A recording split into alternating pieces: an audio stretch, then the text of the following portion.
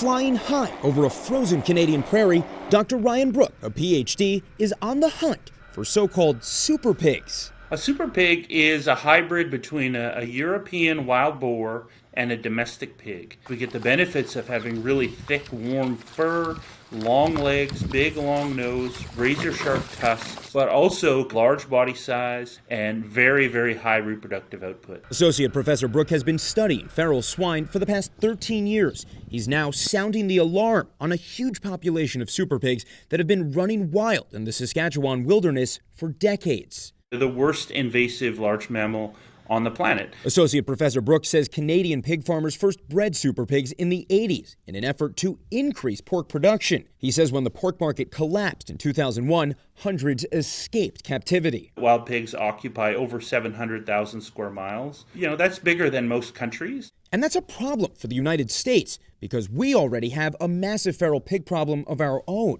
There are at least 6 million feral pigs across 35 states, mostly in the South, according to the USDA. They do massive crop damage. The USDA says $2.5 billion per year just in crop damage alone. A couple of years ago, there was a woman in Texas that was actually killed by a group of wild pigs. So far, U.S. feral pigs rarely venture to the frigid North and Midwest, according to the USDA, because they've adapted over hundreds of years to the warm, humid climate of the South. North Dakota's Deputy State Veterinarian Beth Carlson says, We receive occasional reports of feral swine, and in some cases it does seem that they may have traveled down from Canada. On top of the agricultural and environmental damage they cause, feral swine are considered a breeding ground for diseases that can mutate and possibly infect humans too. Over 30 bacterial and viral diseases, over 40 parasites that are shared between pigs and humans and other domestic animals.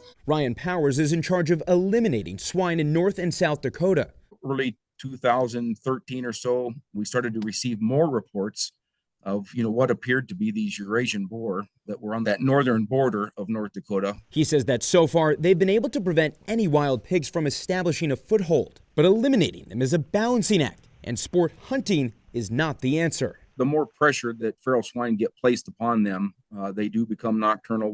We've observed that here in North Dakota. You could even create additional problems by separating the group and having then these populations go in multiple directions. Associate Professor Brook warns what's happened in Canada is a cautionary tale. We never found a wild pig in Canada anywhere in 2002 in all of our research. Now we have thousands of them spread across Canada.